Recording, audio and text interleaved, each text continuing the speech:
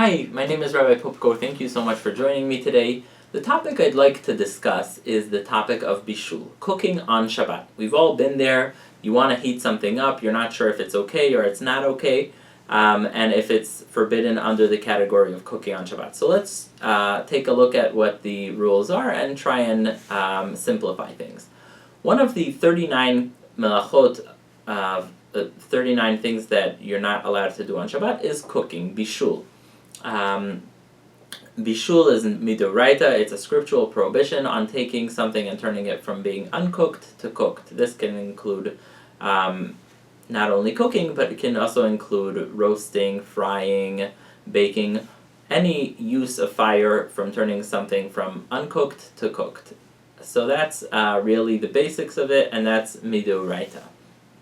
The next question is, what is considered cooking? What's the level of heat? What's the level of chemical change that makes something be considered cooked? So it's with liquids. It's very simple. With liquids, the cutoff line from taking something from being uncooked to cooked is a heat of yad soledet. The Gemara says yad soledet means it's so hot that if you put your hand in it, you're going to pull your hand right back because it's so unbearably hot. The second you've crossed that line and taken something from being not that heat into that heat, that would be considered cooking bishul midoraita. Well, what's the exact temperature for that? So, like anything, there are two opinions. It's approximately anywhere between 109 degrees Fahrenheit in one opinion to 113 Fahrenheit in the other opinion. So if you take something and take it from being, say, 80 degrees Fahrenheit and suddenly you see it's 115 Fahrenheit, that is considered cooking.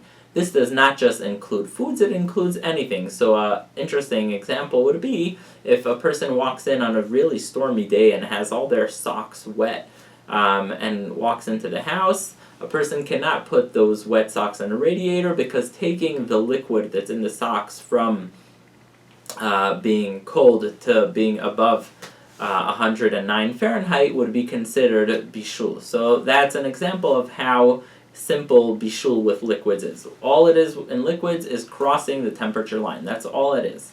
Now, when you get to solids, it's a little bit more complicated. When you get to solids, cooking is taking something from being not cooked to cooked, which in solids mean making it more edible, making it more baked, and making it be considered something that has been cooked.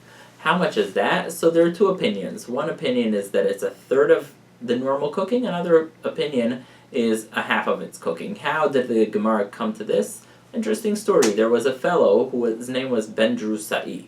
He was always on the run. He was a thief, a criminal, and he was always being chased after. So he would never be able to sit in one place and actually have his meal. He would have to heat it up. And when it was partially hot, the minimal heat that would make it edible, that's when he would eat his food, and then he would run off to the next destination.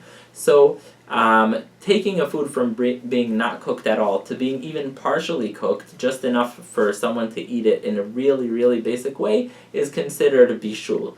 So some say this is considered a third of its heat, some say it's considered a half of its heat. So how do you measure a third and a half of something's cooking? Well, that's very tricky because sometimes it takes many hours to cook something and it's hardly ready at all, and then the last 40 minutes you get it. So there are varying opinions. Some say you just divide the time of the total cooking, and others say you have to actually look at the food and see what it is that makes it edible. So that's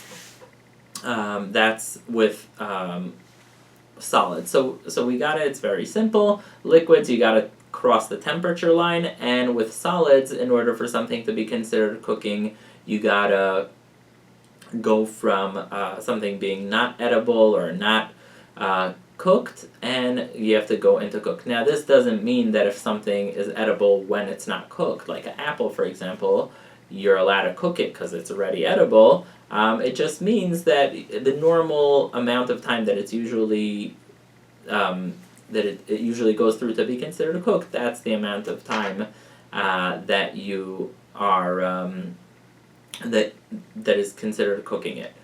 So that's the Doraita level. That's all from the Torah. No rabbinics there. It's really the basics of cooking.